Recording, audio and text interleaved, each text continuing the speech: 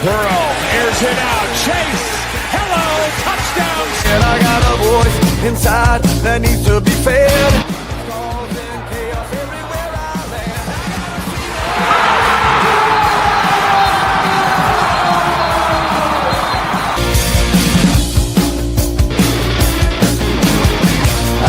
Are two of the best historically, just not thus far.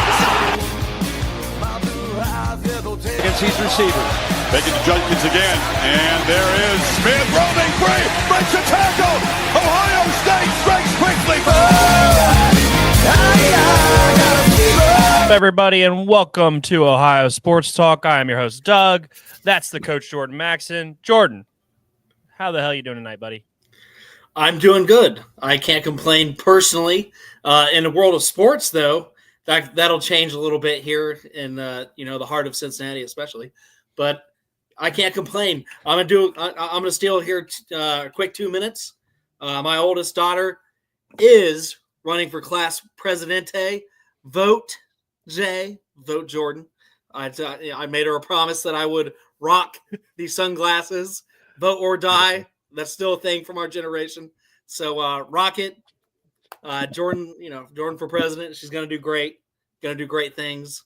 And we're gonna move on. How are things in the neck of your woods? A very political start to the show tonight, folks. A very political start. Jordan, we are struggling over in my neck of the woods. We had issues. Monday we took the show off because, just a lot going on for me, dealing with the dogs and things like that. And then last night, early this morning, Lila wakes up, has pink eye. So we're fighting in that. Good fight now. So it's been a rough couple of days here personally for us. So excited to be on the show, though. Get to talk a little sports, get to get to cleanse the palate a little bit here from what's been going on, Jordan.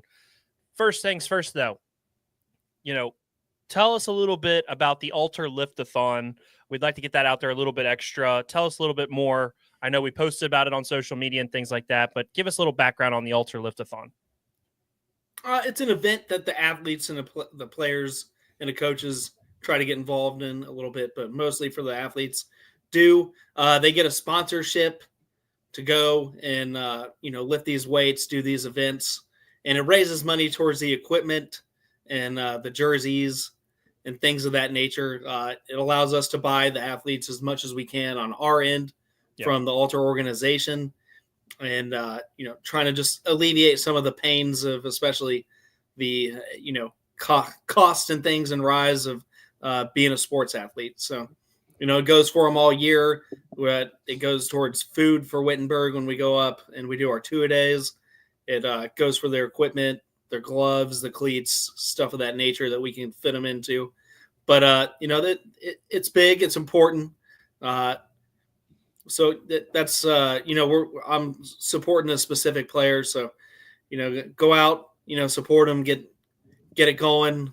We appreciate everything. We ourselves have pledged $50, $25 a piece from each host and co-host. And, a lot of support yesterday, a lot of retweets and love for it on all social media platforms that we put it on. So we can't appreciate that enough. And I will be able to read the final results when we get there and, really show you guys love back. Appreciate it. I coach in a program. I'm going to be running a lot of the defense this year, a little bit of wide receivers as well. So I'm going to be a very, very busy man this year with the Altar football program. And Doug, we're going to go out and try to win a ring. So a lot of expectations, things are set high, but it starts in the off season. Get these kids lifting, get these guys the equipment they need, and we'll rock and roll it from there.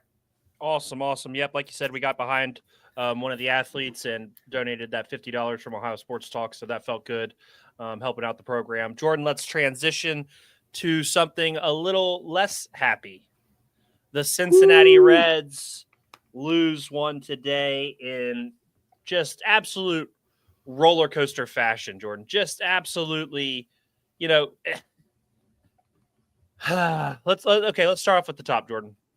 Brady Singer comes out, throws, 4.5, 5 innings, decent baseball.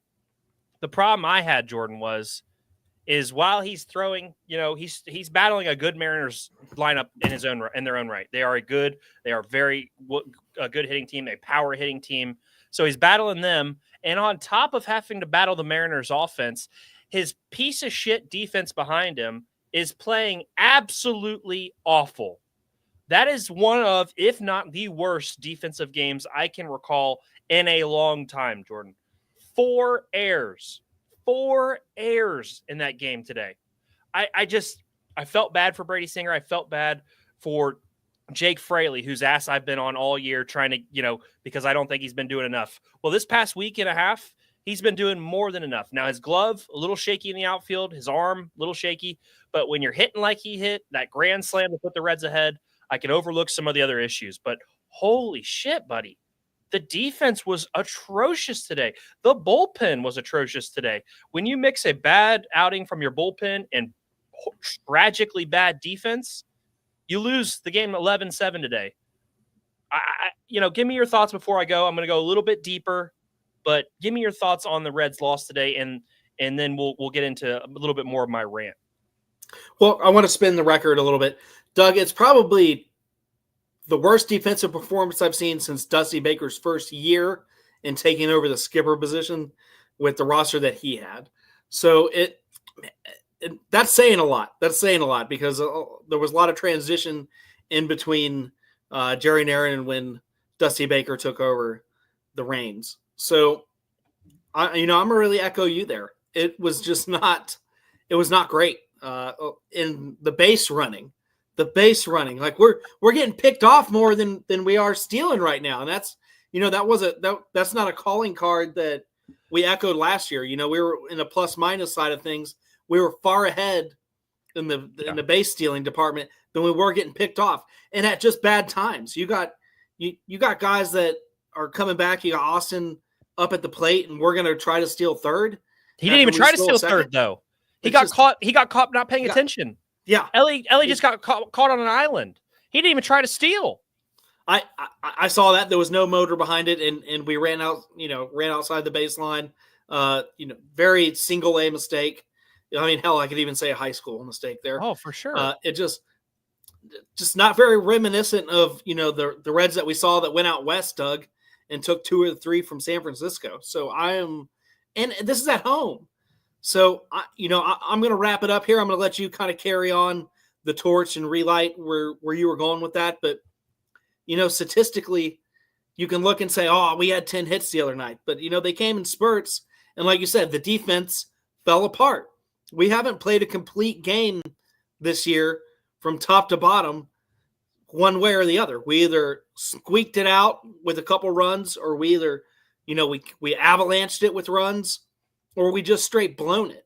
So there hasn't been a consistency here on any part of the defense, offense, and, the fill-in roles. So I don't have much of an answer right now. I'm sure at the end of your rant, my light bulb will come back on. But, Doug, I'm going to let you kind of carry this here. Okay, first things first. I'm going to agree with Roger. That is the worst loss of the season so far for sure. I don't think there's really a debate on that one. I'm going to take this a step further. Look, Jordan, when I say Ellie De La Cruz has all the talent in the world, that seems like a fair compliment to him, right? But in no way, shape, or form is this guy a superstar. Ellie De La Cruz is not a superstar. He is a star. He routinely makes easy plays look difficult. He makes the insane plays look easy. A superstar is a consistent baseball player who makes every play look easy no matter what it is. Ellie struggles with the basics. Today, 2 errors in that game. The first error led to a run. The second error led to a run. He has done that multiple times this year where his error has led to a run and continuing to keep an inning alive. He has 6 errors on the season, Jordan, through 19 games. That is a leading 6 errors so far. The next person on the team with errors is what? Jake Fraley with 2. Correct. Jake Fraley has 2. You cannot play the infield the way Ellie plays It's all based on talent alone. There's not a lot of basics to Ellie's game, and today it highlighted his mistakes in the way he plays. It's hard to watch. Jordan, to me, the Reds are not getting to their potential because they are not willing to move Ellie De La Cruz to third base or to center field or even left or right field. I mean, to me, that's the way to unlock this Reds team is moving Ellie to the outfield. You solidify your outfield by moving him out there. Then you either move Matt McClain to shortstop and you call up one of these young studs they have because our infield so crowded. Then you move Ellie out to the outfield. You bring in another really good prospect in his own right. To me, the Reds have handcuffed themselves, and Ellie just did not get it done today. I know there's those analytical things out there that are going to say Ellie's a plus defender. He saves the most runs at his position, or he saves a shit ton of runs. Guys, the eye test matters too. And watching him play defense through these 19 games, it's been borderline atrocious. I think Ellie's had some nice moments to start this year, Jordan. I think he's playing bad baseball, to be honest. I don't, I think overall it's been bad baseball. He's hitting 243. He's still our best player, but yeah, damn, dude. It's just, and then that takes me to one step further. What did we hear all summer, Jordan, or all winter leading up to this season, Jordan? What did we hear? What did Terry Francona come in saying? Could it be accountability, Doug? Could it be? I haven't seen it. Okay, so let me give you a quick stat, and this will highlight the accountability. Candelario is 0 for 18 in his last 18 at bats. Why the hell is he in the lineup? I understand he's making $15 million this year. The Reds can eat that $15 million. They have the money to eat that. There is no reason to run him out there every day. Jake Fraley, he's had a great week. His glove has been shit in the outfield. But the biggest problem for me is Candelario does not help you win games. He is not an asset to this team. Putting him 5th or 6th in the lineup absolutely kills any momentum the top half of the lineup has. Candelario was a terrible signing, and it is not working. I'm not hearing that bullshit. Oh, he gets hot in the summer. By then, it could be too late. What I know baseball is a marathon, but holy shit, he is awful. Awful, Jordan. I mean, what do you see from him? Is there anything you see redeemable about Candelario's game right now? Hitting 117 he's got the 4th most at bats on the team. Hitting 117, Jordan. 117. No. I don't care if he's a big free agent. If he's a big free agent, that's the biggest waste of $45 million I've ever seen. Just because you sign a guy to a big contract doesn't mean you can't eat crow and say we made a mistake and move on. He's not even a good defensive third baseman. He's okay. Nick Kral's not going to do that. They're going to sit on the ship. They're going to stand by it's good business and watch it all crumble before they even admit a mistake. But no, Doug, at this point in time, if I was in charge, I would send him down to AA or AAA and figure it out, man. You can't send him to AAA. You got to cut him. You've got to cut him. You've got to cut him. You've got to eat the rest of his contract, Jordan. You can't put a veteran down there who's made that much money. You've got to cut him and hope somebody else picks him up off the waivers. There is nothing redeemable about his game. He is awful. And that takes me to the next thing. Terry Francona. Accountability. What the hell is the difference between this team and last year's team with David Bell? What's the difference, Jordan? The difference was supposed to be experience, accountability, and a few roster tweaks and a bet. See, none of it. Hold on. We're gonna name one thing here. The pitching has been phenomenally better. If we're gonna beat the drum that there's not a lot of things different, we do have to eat the sword, Doug, the double-edged sword. The pitching has been great. Yeah, but we're wasting our pitching. We are 110% wasting the pitching with some shitty batting averages that are just historically low for Cincinnati. But, Doug, I will say the pitching, and that's it. That's the only silver lining I'm going to give them. I'm going to cut it off. The pitching and a little bit of the bullpen has been a lot better. Yeah. And other than that, Doug, we're seeing worse. We're seeing worse stats coming out of the gate, statistically, at least offensively. Yeah, it's than we bad. did last year at this So time. here's the thing. So again, Terry Francona, Hall of Fame manager. I haven't seen it, man. I haven't seen it. There's been some weird. There's been some weird. No, man, you don't hire Terry Francona and handcuff him. I'm not. No, stop giving these people outs that they don't need. They don't need these excuse bullshit. Why are we in such an excuse world? Everybody gets an excuse. No, he's not doing he's not doing a good job. We heard in his introductory press conference that he told everybody, I am going to tell Nick Kroll exactly what needs to happen, and I'm not gonna make any decisions based on what Nick Kroll tells me. He said all that stuff. He laid it out, plain and simple. You don't bring in Terry Francona and not let him make the decisions. He's done a shit job so far, and that's all it's been. Yeah, the team's 9-10. We're okay right now in terms of record. But that's because we're having a phenomenal season from 3 of our 4 starters. Nick Martinez, I think, has to be sent down, Jordan. Or not sent down. I think he has to be put back in the bullpen. As soon as Rhett Lauder is healthy and able to throw 5 or 6 innings a game, you've got to get Nick Martinez out of the rotation. I know he finished last season very well. He's been awful. He's been awful to start this season. I'll agree with you because it's worked for Ashcraft. So I would love to see Nick Martinez. He was shit today. I know. It was a bad day for everybody. I know. It was a bad day. But the glaring weakness of our starting rotation right now is Nick Martinez with his 6 ERA, and he's given up, 14 hits. Nobody else in our pitching staff has given, he's given up 23 hits. Nobody else has given up over 17. There's a lot wrong with this team right now. I'm upset more than anything that we haven't seen.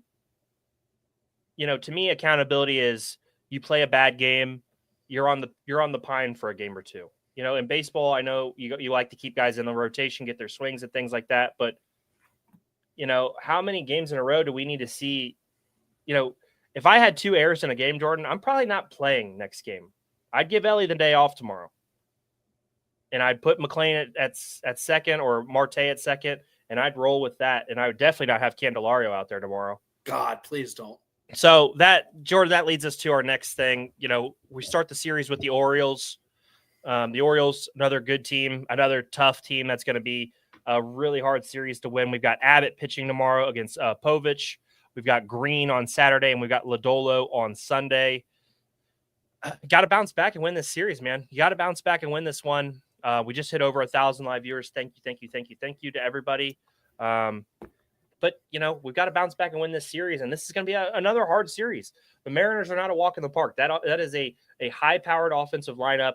Dylan Moore, Cal Raleigh, the center fielder, Rodriguez. Those dudes are studs, and they put it on us 6 straight runs today, Jordan. After the Fraley go-ahead grand slam, the Reds gave up 6 unanswered runs. Yeah. And I got to tell you, one more thing on Ellie, and I know I'm piling on. That dude is not clutch at all. He rarely comes up big in the big moments. Today, bases loaded, strikes out looking. Didn't get the bat off his shoulder. Inning and a half later, strikes out looking. Didn't get the bat off his shoulder. Cool, he had 2 hits today. Yeah. But in the biggest moments, if you are a superstar, if you are Barry Larkin, if you are a Hall of Fame player, you get it done. And Ellie has not gotten it done in clutch situations at all to start his career. So, I think he can become a superstar, but I think we got to pump the brakes just a little bit on, how great he is right now. Is that fair? Well, that's 100% fair. I'm not going to say he's not a star, but no, like he's a star. He's a superstar. A superstar, no. And this will make it interesting for contract talks if that kind of play he'll still get continues. a massive contract. But I'll keep it to myself. But I'm not saying he's not going to get. I'm not saying there's no logic to him not getting a big contract. There's no logic to him not getting a big contract. But I'm talking about more from the cheap side of Cincinnati. It makes us hard to beat the drum hard. Well, then he's going to go make 45 million for the Yankees then. I mean, there's no doubt. There's no doubt. Or he's going to make it for the Dodgers. I mean, he's going to get the contract. That's not. Either like you way, said, we can beat the shit out of this horse all night. I'm happy for Jake Fraley, a guy who, I had cut, the first week of the season. He's really come around here at this last week and a half. He's hitting, he's got his average up to 234. I think before his run started, he was in like the low ones. So he's really done well to turn that around. Gavin Lux has been hitting his ass off the last week and a half also. So yeah, I mean, Ellie and Candelario battling their asses off to lead the team in strikeouts too. God dang, man. I'm just frustrated with how this has gone. 9-10, it could be a lot worse, but I'm just frustrated with where the team's been so far. All right, Jordan, let's talk about something a little happier, a little more exciting. Let's roll. Let's talk little Cavs playoff basketball. We made it, Doug. We made it. Jordan, I think when we started this year, I think you had us as the 3rd seed, and I had us at 4 or 5. We were both us at 4. We were both incorrect. This team is played even better than we expected. Even better than we expected.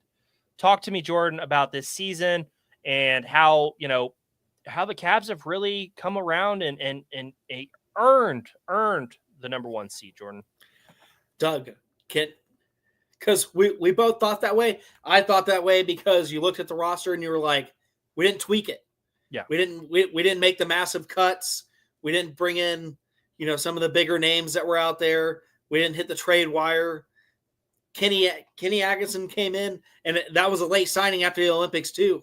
So that, that there was a lot of factors here, Doug, in the beginning of the year that I was nervous. Yeah. I was like, seeing these coaches come off the board, seeing it back and forth, how are we getting this guy when he's over and, coaching internationally, trying to win medals, but it all came to fruition.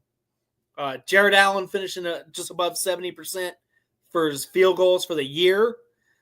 First year he's played in every game. Doug, that's an Iron Man thing. So I was proud to see that, his health. Evan Mobley took the next steps defensively and also touched up his offensive game. We see him hitting the 3 more. We see the free throws starting to sink down better. There's still things that could be tweaked, but he made the elevation step that we needed to see for us to be more confident with Boston.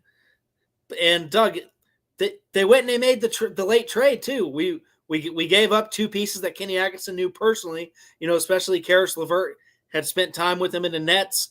And that's saying a lot. If Kenny put the stamp of approval, sat down with Kobe Altman, we got the wing that can defend. We got the guy that can, flex on some of the bigger guys for Orlando, some of the bigger guys for Boston, and especially the Pacers, and got the scoring done. So, Doug, this team has just blown me away. Like you said, the effort all the way around. Donovan Mitchell, once we secured his longevity here in Cleveland, he looks more relaxed. He looks like he's happy to be there. The players love him. He's a voice in the locker room. Something that last year's in playoff run, we were a little bit concerned about, that, he wasn't vocal enough. It didn't look like players were responding. Little did we know, it was more of a coaching issue than, a player personnel issue.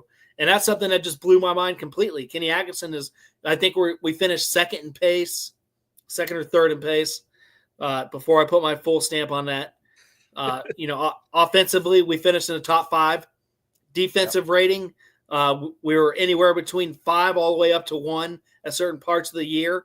So, Doug, this team we're primed. We're ready.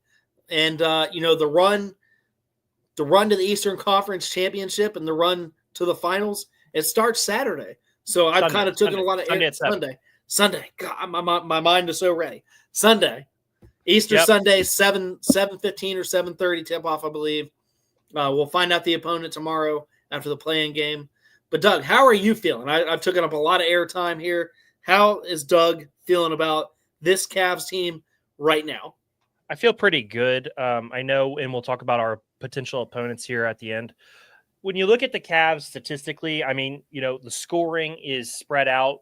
Donnie with 24 points a game, Garland 21, Mobley 18.5, Hunter 14, Allen 13.5, Ty Jerome 12.5, Struce sitting just right under 10 points. The balanced scoring and things like that, it's not always Donovan Mitchell. Garland was one of the most clutch players in the NBA in the fourth quarter. Evan Mobley taking that next step offensively, like you said, and most likely going to win Defensive Player of the Year and being an All-NBA type of guy. Donovan Mitchell will be an All-NBA type of guy. It's been a phenomenal season, Jordan, and I'm just so excited to get back into playoff basketball. And this is what I talk about, Jordan, is sometimes you build for this opportunity, and it feels like the Cavs have been building towards this opportunity since LeBron left. And this is their chance to make a run and see, how they stack up. Can they make that Eastern Conference Finals? Can they get by Boston? This is the moment, Jordan. This is the time of the year where anything can happen, and I'm so excited for everything that's going to happen going forward. We talked about it a couple weeks ago. The letdown to me would be anything less than the Eastern Conference Finals.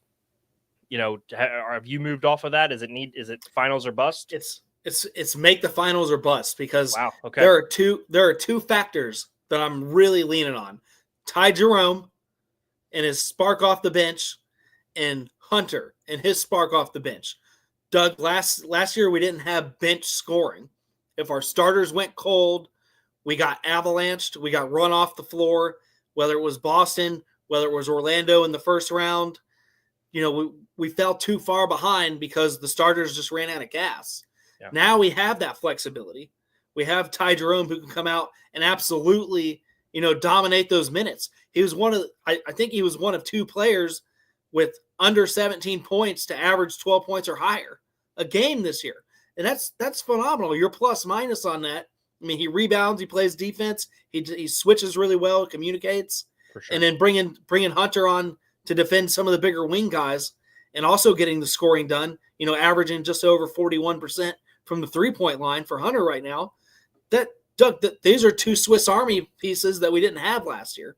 Yeah. And that's where I'm so on edge that, Boston didn't make a lot of changes themselves from last year's roster.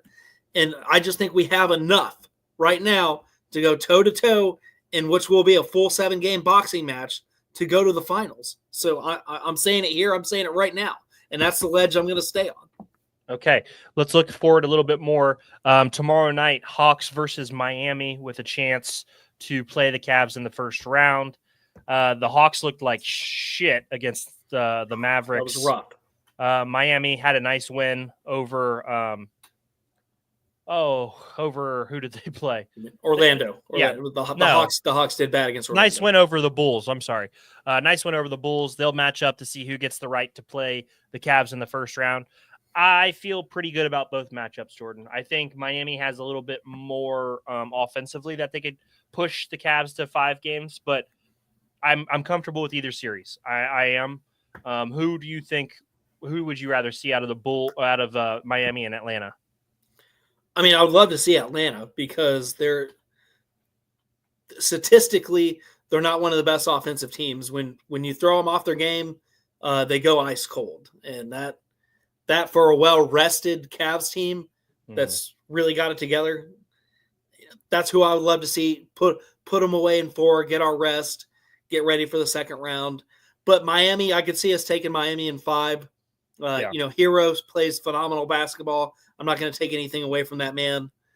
He really kind of put the team on his shoulder here late in the season, especially with the Jimmy Butler, debacle that they really rebounded from to get into postseason play. So I'm not going to take anything away from the Heat, but I'd have the Cavs in 5s there, and if it was Atlanta, I have the Cavs in 4. So I think we get through the first round, and Doug, it's just going to be about health and really distributing the minutes and getting it done right. But in Kenny Atkinson, we trust. I've said that since week 1. Coach of the year. Yep, Coach of the year, friends.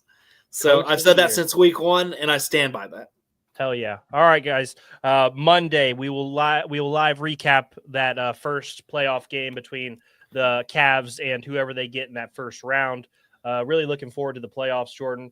Let's touch on something a little bit different, Jordan, that we don't usually get to talk about. Let's mark out a little bit, buddy. Wrestlemania weekend. Jordan was really upset that this clashed with Easter. Some personal text messages he sent me, some emotional text messages that WrestleMania was taking away from our Lord and Savior. That his words, not mine. Jordan, how are we feeling? Night 1 match card, night 2 match card. Which card are you preferring? I'm gonna go with night 2, Douglas, because we need to see will John Cena take the reins, take the record, and will WWE finally get rid of the woo when it comes to the record and the belt holding? So is Triple H going to book it? Is it going to be done? Is the final boss going to come out and make sure it happens this year? That's the question that needs to be answered for me, and that's on all night too, baby. Yeah, no, I think that's fair. I think that match is big time. I'm hoping that Cena's been in the ring and been working out because, if he shows up with his working boots on, I think him and Cody can have a solid match. Obviously we're not going to get open challenge Cena from 2015 era. Right. We're not going to get that John Cena, but I would like for him to put on a good match, and I hope they can tear it down, and I hope John Cena wins and gets the record. Obviously Cody's he's pulling the wagon right now, him and Roman Reigns, him and Punk. But one more goodbye to John Cena would be really nice. I hope if they don't, I hope Cody's his retirement loss, and we don't have to, and we just rides off into the sunset. For me that works. But I would like to see Cena break the record so we don't, Ric Flair, he's taking it too far. So I'm ready to hear less about Ric Flair, if that makes sense. He said he's going to be in the building. Something to pay attention to. There are rumors that AEW is going to let him participate in some manner, especially with the WWE Hall of Fame the night prior to night 1. So. All right, Jordan, let's look at the match card. Night 1, first match, Jade Cargill versus Naomi. Who you got winning? The right booking would be Jade Cargill, so I'm going to stand by that. I think Naomi. It's been a great rivalry. They've done well with the storyline. I know Doug. This is what a mark looks like, guys. This is what I'm not going to use the F word, but this is what a mark looks like. It's not a great rivalry, Jordan. I just want them to have a good match. Jade's the right choice. Jade should win this match. Jade's the right choice. They have not really used her in the way that I thought they were. I thought she'd be like a bigger an attraction type. I thought there'd be a little bit more pomp and circumstance to her, but it hasn't really happened yet to that extent. There was a lot of talent issues with her in-ring performance. I know, but both companies have stated that. But if you are going to take shots at AEW because of bringing Jade Cargill in, and she's got to relearn everything, and then she's still terrible in the ring when she still is relearning everything, and you're taking shots at AEW, to me that's a problem. I did not take it. They did, but I did not take a shot at AEW. Mark, I'm not talking about you, buddy. All right, next on the list, Rey Mysterio versus El Grande Americano. Isn't it as El Grande? Is he it's Chad Gable? It's Chad right? Gable. That should be a fun match. That should be a fun wrestling match. No, they've built this match up really well, and they've given Chad Gable has had a lot of in-ring time doing matches against other luchadors. So I think this one's is fun. I think it's got to go to Chad Gable. Yeah. He's going kind of from heel to face, and it's been fun with all the pokes and the jokes and the lighter mood than just putting people down, calling them fat and all this other crap that he was doing. That was kind of a change the channel kind of guy. From now he's fun, now you want to see him, and I think Rey Mysterio continues to lift younger talent like he has in the last 2 WrestleManias, and I think he's going to give him the win. Chad Gable, in my opinion, if it wasn't him, and if it wasn't John Cena, I feel like Kurt Angle should have had his last match with Chad Gable and really put his stamp on him as the next American machine wrestler guy, like Kurt Angle obviously was. But that's been years gone now. Next match, Jordan, United States Championship, LA Knight versus Jacob Fatu. To me, it's LA Knight retains, Jordan. Yeah, I think that's a no-brainer. I think LA Knight retains. This match just kind of feels off. It feels kind of both of them weren't really booked well this year going into WrestleMania, so this feels kind of patchworky. Not taking any talent away from both competitors, but I think LA Knight retains, and you kind of got to get Fontu a fresh start. Outside of his family business. And, well, it's hard. It's hard. Really it's hard to be anything without the bloodline. You got to establish these guys outside of that. Next, Jordan, World Tag Team Championship, the War Raiders versus New Day. Does the New Day need to win this? Do they need this? Yes. The New Day needs this just from a writing standpoint. I think they drop it at Backlash. That's a separate conversation. But, I think New Day takes it. They've been on, an outstanding losing streak for the last probably year and a half. They have been. They turned heel. They turned on Big E. They got the crowd against them. They're getting the different pops, away from the silliness and a more serious tone.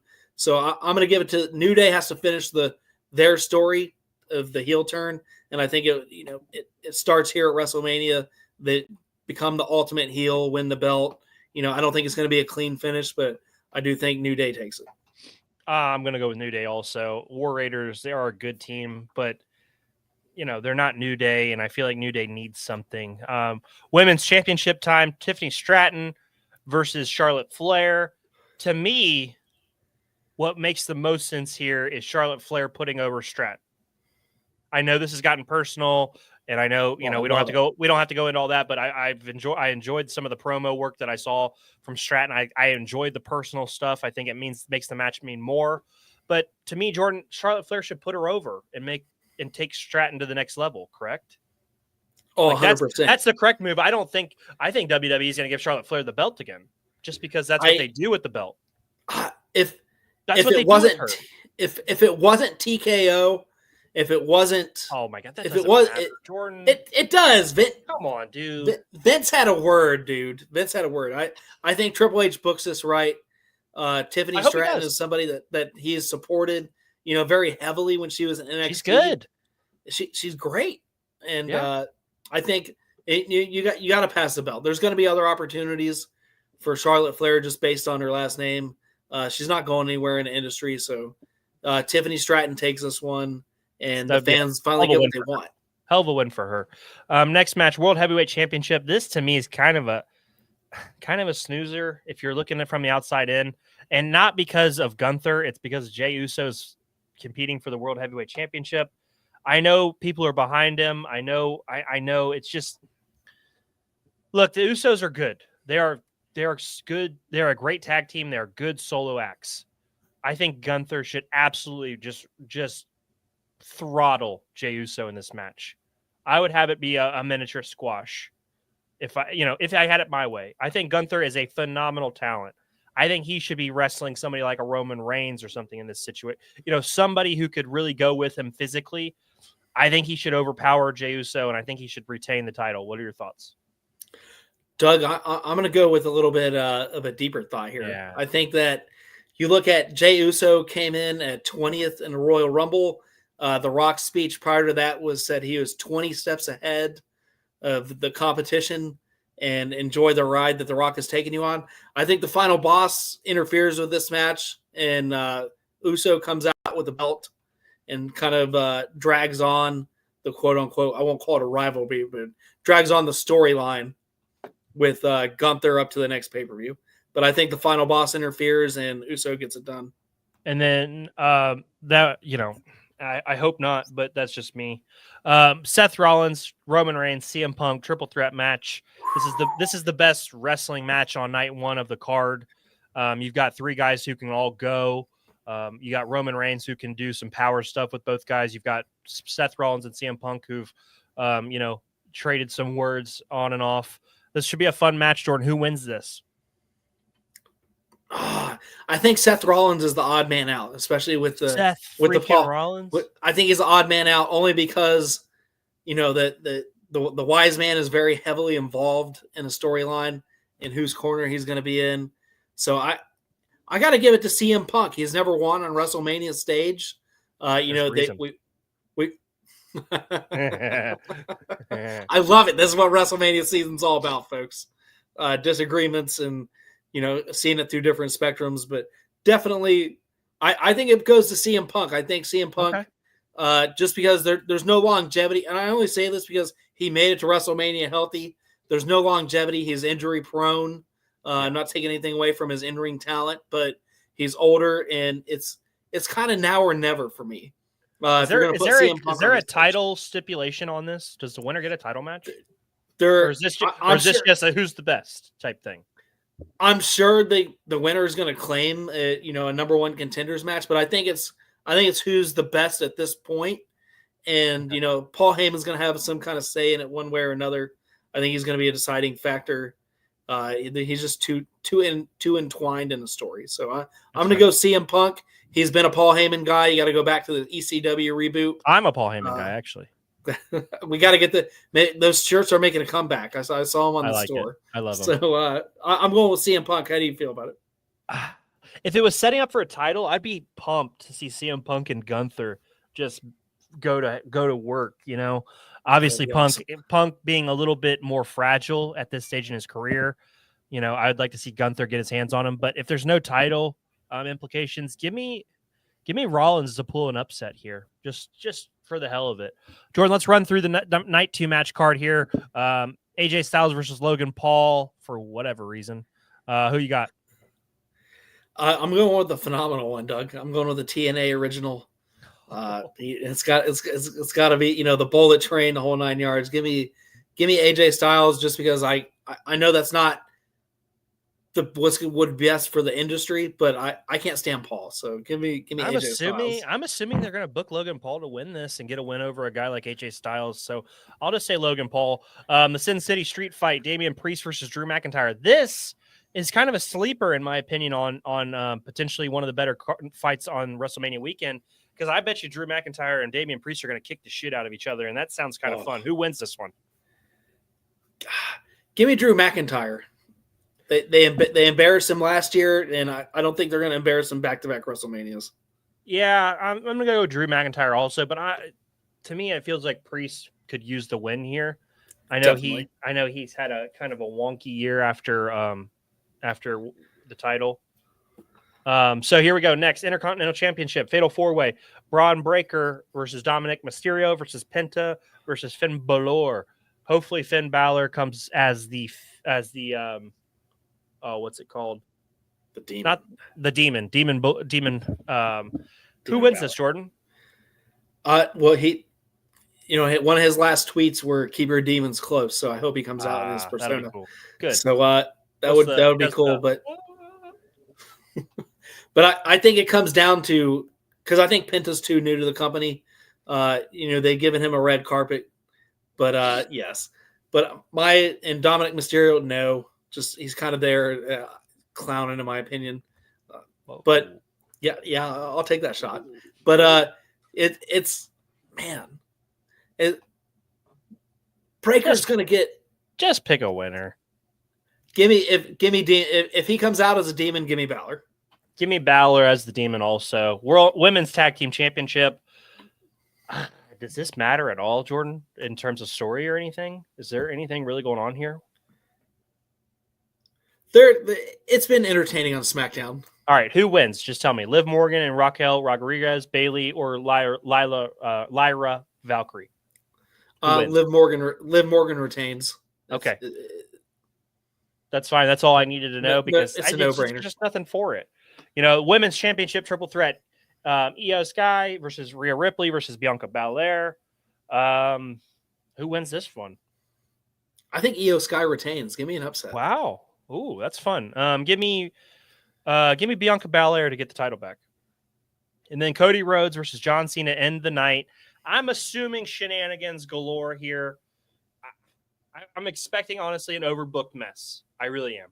I would rather them just have a great match and whoever wins is the best man, that type of thing. But I'm expecting The Rock. I'm expecting a lot of shenanigans.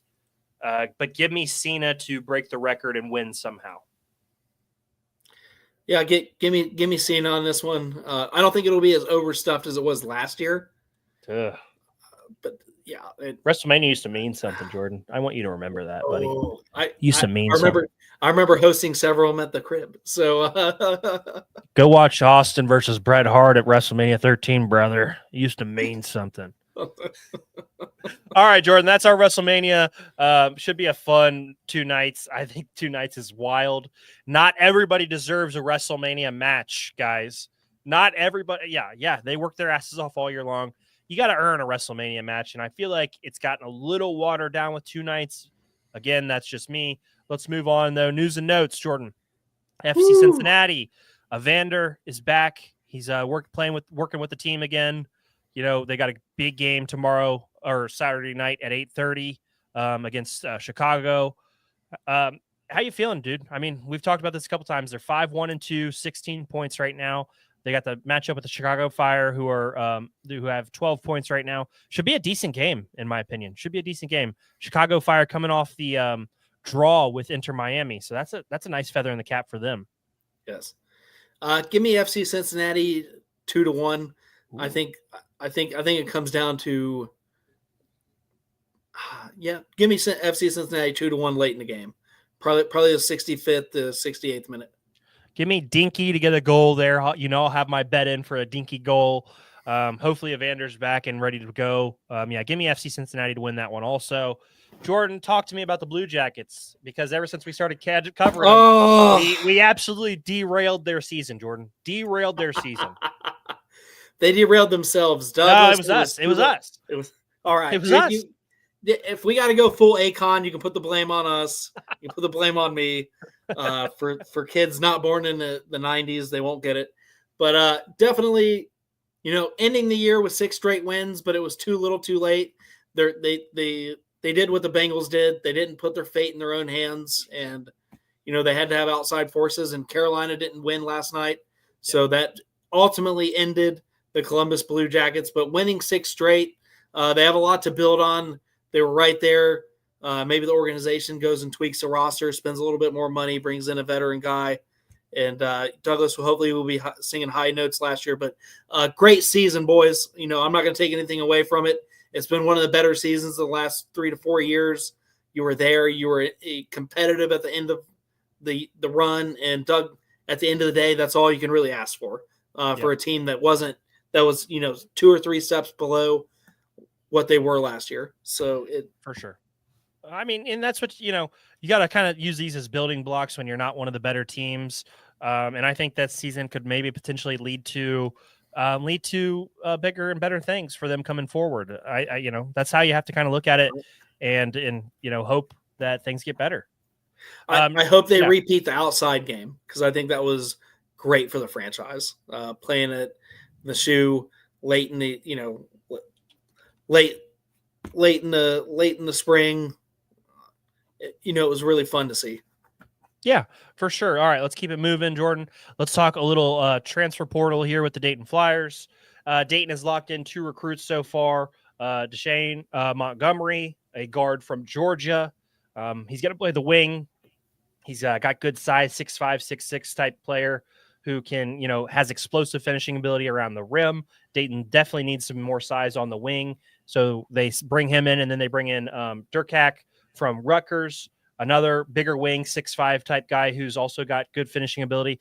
Both guys struggle to shoot the 3 a little bit, but that's something that I hope they can work on this summer and be a little more consistent, maybe get into that 33, 34, 35% range. That would really help the Flyers. And then Jordan, Malachi Smith commits to UConn. That was a surprise to me.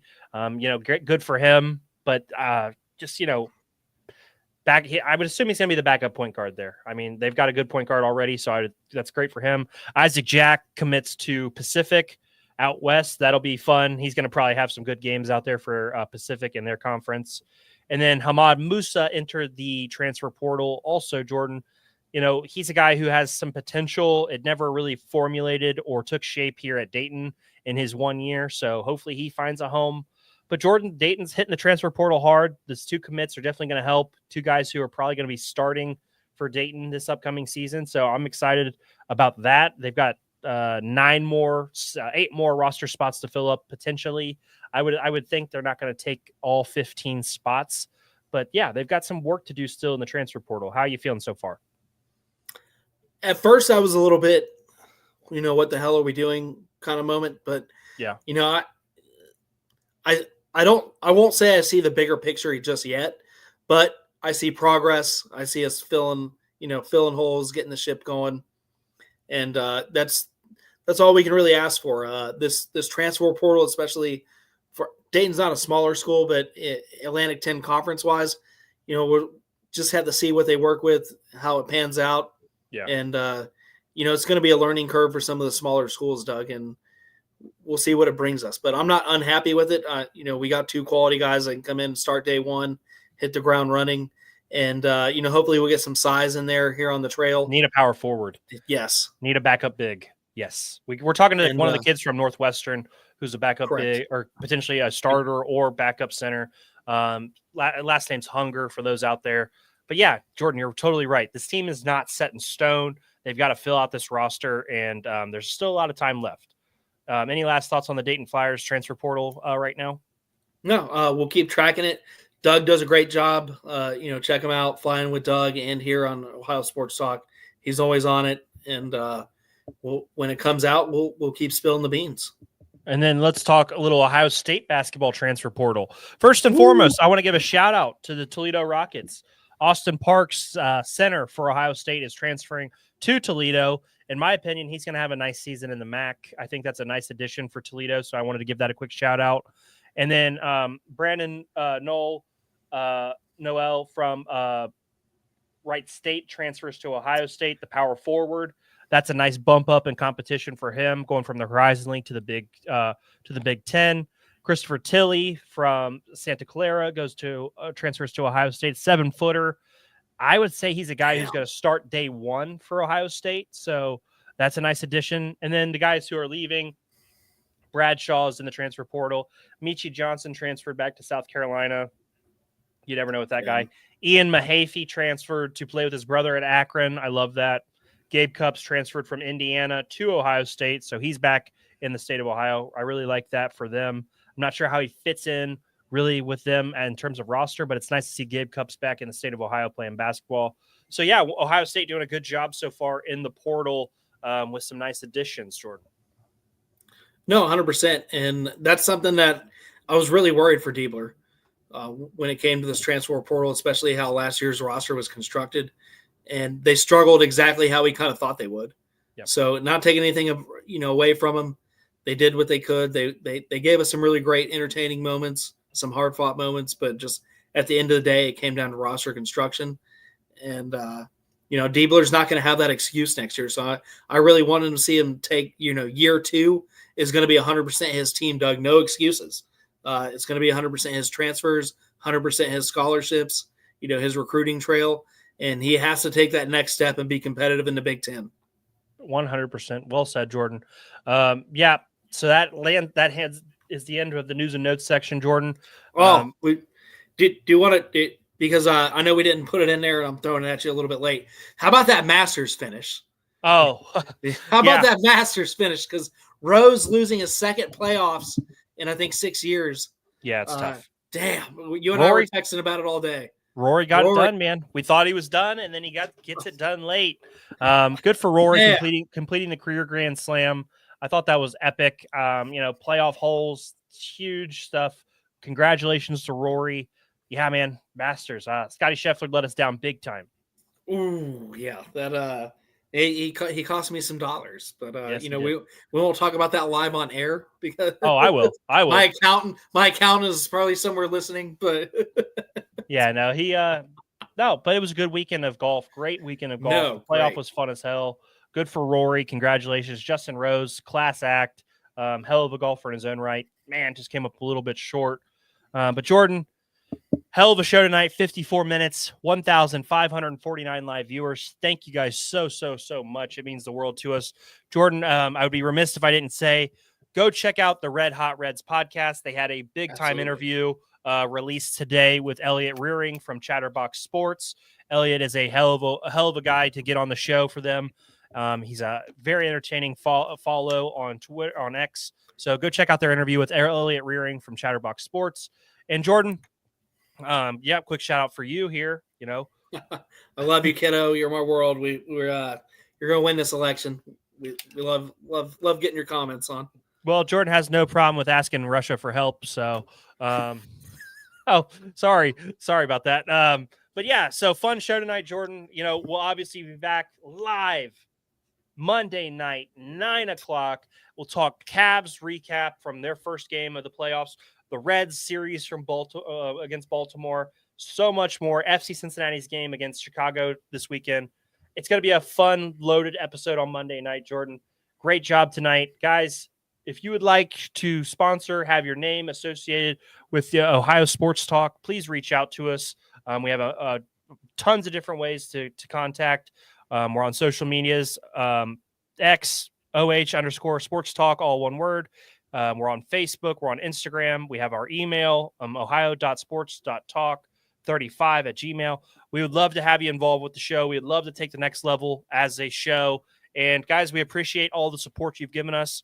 We're going to keep grinding on social media. We're going to keep grinding here on the podcast. And man, it's been fun. It's been fun. Monday's right around the corner, Jordan. We're going to have a lot more fun on Monday.